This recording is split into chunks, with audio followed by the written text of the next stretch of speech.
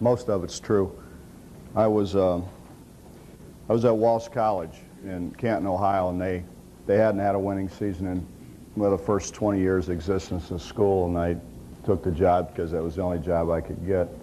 And we go in there in the first year, we're 14 and 16, and I got a great staff. I got Dan Peters as my assistant, who's the head coach at Youngstown State, who's a heck of a coach, and Randy Montgomery, who's the head coach at Triway High School, and he's been in a state tournament like 3 of the last 4 years, I think, in Ohio, and they just had a great staff. We won 14 games, lose 16.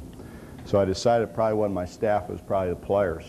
So we go out to recruit some guys, and the guy I had in camp went to a Division I school and wasn't, how can I put it, wasn't the brightest bulb on the tree, you know, if you know what I mean. He kind of had some academic problems, and so we went in and talked to Brother Francis, who was a great guy, the president of the school. Dan and I went in and talked to him about bringing John in and talking to him about working with him and doing all those things academically. And Brother said, well, you know, Bob, what's the problem? And I said, well, you know, Brother, we have an entrance exam, and I'm pretty convinced that my man can't pass the written exam that we give to get in. So I was wondering if you read the paper or anything. Georgetown just took Patrick Ewing in, and they're going to let him take oral exams and those kind of things. And you know, being a Catholic school, and we're a Catholic school, I thought maybe that might be a good thing. And you know, our mission statement talks about helping people and all those kind of things. And Brother said, Bob, I don't know, what are you asking for? I said, just asking he takes an oral exam to get in rather than a written exam. And I thought maybe you could,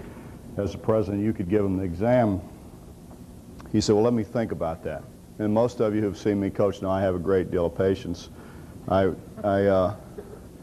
down the hall for about 20 minutes and came back and said, Brother, what do you think? He said, well, Bob, I need to think about it. I said, Brother, you don't understand recruiting. You got to kind of strike when the iron's hot, and the kid right now, he kind of wants to come. We need to do a good job with him. He said, well, I'll tell you what, Bob. He says, I'll give him an oral exam. And I said, that's great. So I start to go down the hall to tell Dan that I think Brother's starting to weaken a little bit. We might be able to get John in school. And start thinking, it occurs to me that he's not a real bright guy. Maybe I better figure out what the exam's about and ask Brother so we can tutor him a little bit, so make sure we get him through this oral thing. So I go back down. I said, Brother, I said, just one more question. I said, what's the exam going to be on? He said, Bob, he says, it's really not going to be that tough. He said, he'll be fine. He says, it's going to be on the life of Christ. So I said, okay. I go down and get Dan, and we get John, and I mean, we work with them all night. We're kind of keep him up most of the night studying, talking to him, telling him about everything we know. And we go, and I remember like it was yesterday, Dan and I are sitting, Brother had this little love seat, probably was 20 years old. They probably bought it when they built the school. We're sitting there, and John's sitting over in front of the window, and Brother's sitting behind the desk, and Brother says to him, he says, John, he says, I'm just going to ask you one question only. And if you pass the test, I'm going to let you in. And I'm hitting Dan on the leg because I know now he's in our corner. So Brother says to John, he said, John, where was Jesus born? And my man sat there for, seemed like a long time, probably 15, 20 seconds. Finally, he said, Wilkes-Barre. And I got up and walked over. I said, you're an idiot, John. I mean, what?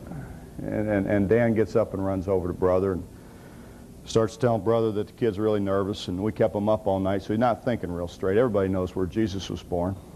So Brother, after a while, after some consultation with Brother, he agrees that he'll ask him a question again. So he asked John again. He says, John, where was Jesus born? And John sat there for, and I know it's a good 45 seconds now, and he says, Scranton.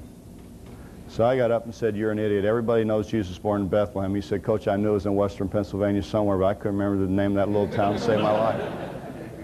You know, you guys think it's hard. Sometimes you ought to have to do what we do and talk to some of the guys that we got to talk to. It's Charlie does